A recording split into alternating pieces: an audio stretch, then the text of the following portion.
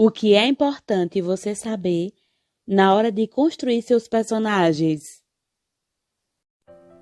Ao construir os seus personagens, tenha em mente que eles não têm só aparência. Eles é o que são por conta também das suas características psicológicas, das suas características internas, como personalidade, sentimentos, crenças, ideias, sonhos, medos, entre outros. Logo, você deve descrever essas características tanto num texto em primeira pessoa, aquele em que você assume a voz do personagem para narrar a história, como num texto em terceira pessoa, aquele em que você narra a história do personagem do ponto de vista externo do narrador. Um personagem é sempre um universo psicológico a se explorar. Ele pode ser gentil e equilibrado, ou estourado e obsessivo. Pode ser extrovertido ou introvertido, passional ou racional. As possibilidades são infinitas. Você mostra quem é o seu personagem narrando o seu mundo interior.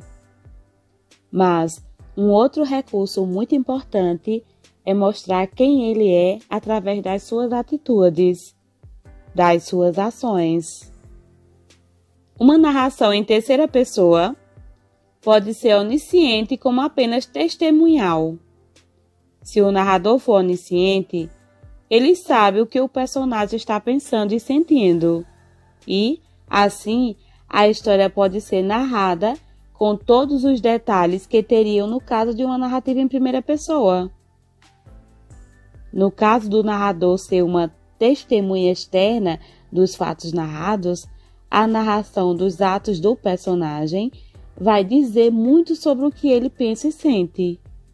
As ações vão demonstrar se ele é calmo ou atormentado, se é cauteloso ou impulsivo, se é corajoso ou hesitante, e assim por diante. Um bom escritor costuma mostrar os sentimentos dos seus personagens mais através das suas ações do que de simples descrições sobre os seus sentimentos. Por exemplo, Barbie está com raiva da personagem Lia. É uma maneira óbvia de demonstrar esse sentimento numa história. Mas você pode explicar essa raiva através de uma cena da sua narrativa, através de ações de Barbie que demonstram a raiva que ela sente por Lia. Ela pode extravasar o que sente através de uma boa fala, de um bom diálogo, ou pode transmitir isso com ações físicas. Mas, digamos que você escreva uma cena ou passagem do seu conto em que Barbie entra escondida no quarto de Lia e corta em pedaços as suas roupas. Através da ação de cortar em pedaços as roupas da outra, você mostra através de atitudes a raiva e a vingança. Bem mais forte do que simplesmente contar que Barbie está com raiva de Lia. Concorda? Quando criamos nossos personagens, sempre recorremos, mesmo sem perceber, a alguns modelos ou tipos de personagens que são utilizados há milênios nos mitos da humanidade, nas narrativas religiosas e, posteriormente, na arte literária e dramática. Esses modelos ou tipos de personagens estão tão enraizados no nosso imaginário que vêm naturalmente à nossa mente quando estamos criando. Carl Gustav Jung, psicanalista suíço, deu a esses tipos ou modelos inconscientes o nome de arquétipos. Para você entender melhor o que é um arquétipo, vou dar alguns exemplos. Quando alguém fala sobre a Madre Teresa de Calcutá, o que vem à sua mente?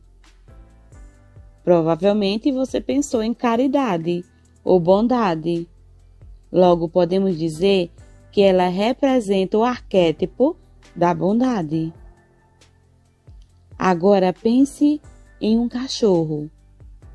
A fala desse animal.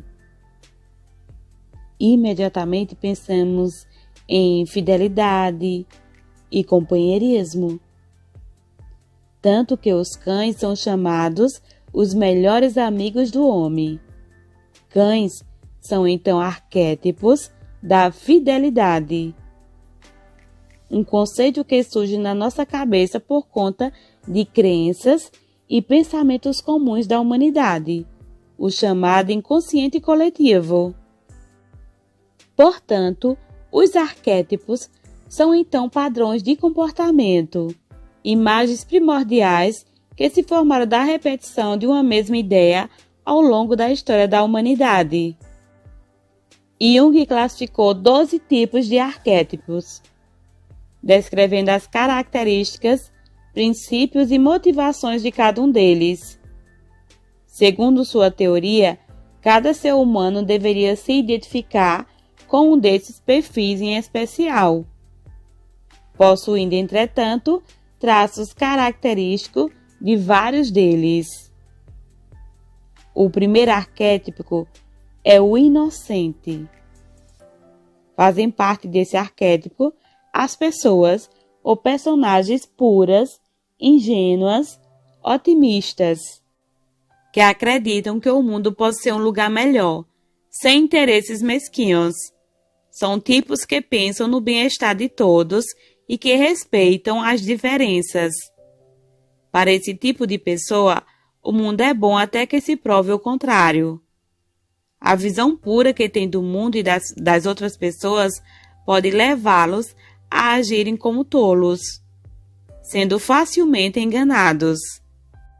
O segundo arquétipo é o explorador.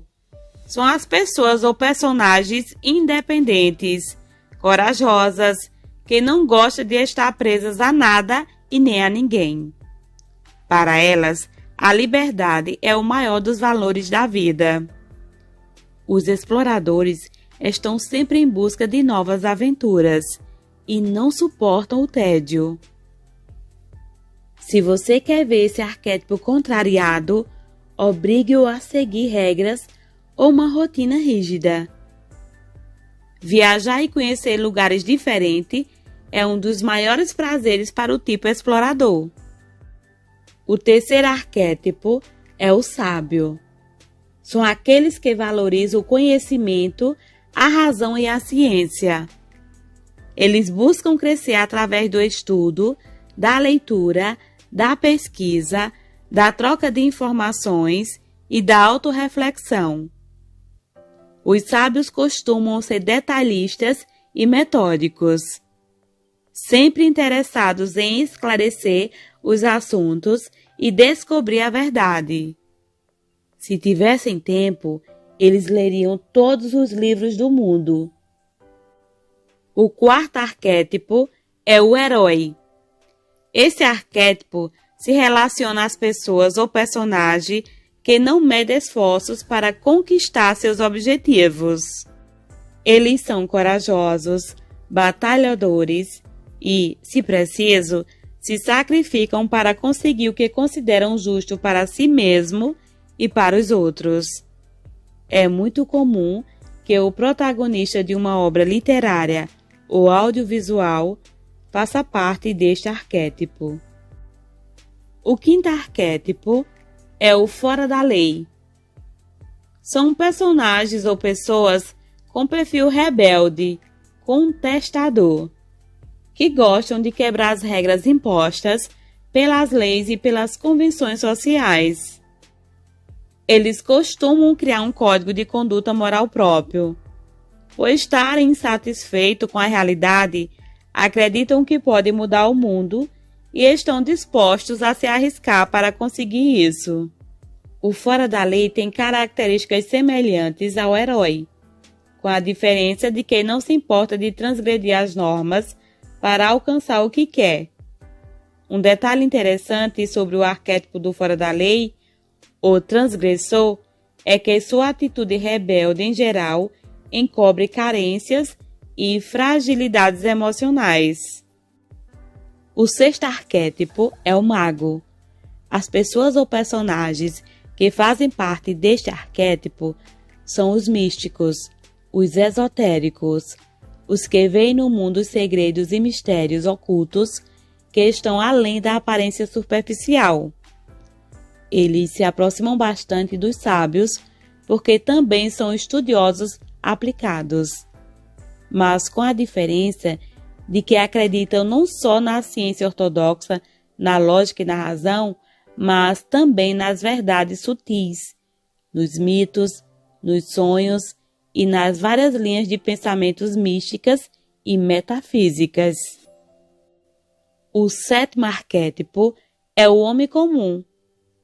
Esse tipo não tem grandes ambições e vive sua vida de acordo com o senso comum, com aquilo que pensa a maioria. Ele pode silenciar opiniões pessoais para não correr o risco de ser excluído do seu grupo. Ele possui uma grande capacidade de alterar seu comportamento para se moldar a diferentes realidades, sempre de acordo com o pensamento da maioria. O oitavo arquétipo é o bobo da corte. Esse tipo tem como principal característica o humor. Ele não leva a vida tão a sério e brinca com tudo. Para lidar com problemas ou tristezas, em geral usa da ironia, do humor crítico e cáustico. As pessoas desse arquétipo priorizam o presente, gostam de desfrutar o momento, sem se precaverem muito das consequências dos seus atos. O valor mais importante para esse arquétipo é a alegria. O nono arquétipo é o amante. Esse arquétipo valoriza as relações sentimentais acima de tudo. Amigos, famílias e parceiros românticos são tudo para esse tipo de pessoa ou personagem. Vive todas as situações com muita intensidade emocional, muito envolvimento e entrega. O maior medo desse tipo é ficar sozinho ou não ter seu amor correspondido. O 10º arquétipo é o criador. Inovação e criatividade são as palavras-chave deste arquétipo. Os criadores têm inclinação para as artes e para as ciências e, normalmente, possuem uma mente muito inquieta e curiosa. Por esse motivo, eles se aproximam, de certa forma, dos exploradores, mas no sentido menos físico, mais intelectual. Outro interesse desse perfil é pela tecnologia. Amam tudo o que há de mais moderno e inovador. O 11º arquétipo é o governante. A analogia com a figura pública e política não é por acaso. Os governantes gostam de poder e de ter controle sobre as situações e as outras pessoas ou personagens. Costumam ser bons líderes, mas no caso de não receber o respeito e a obediência que julgam merecer, podem mostrar o seu lado mais terrível como tiranos autoritários. E, por fim, o 12º arquétipo é o prestativo. Essa pessoa ou personagem é aquela que gosta de ajudar os outros e tem na empatia a sua principal competência comportamental.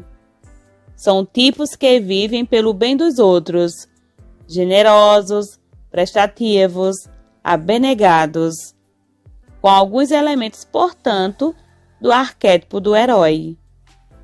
Às vezes, a atenção demasiada que dão aos problemas alheios podem prejudicar os prestativos, pois eles acabam colocando seus próprios interesses e bem-estar em segundo plano. Você acabou de conhecer os 12 arquétipos de Jung e pode se valer desse conhecimento para criar seus personagens. E aí, você gostou?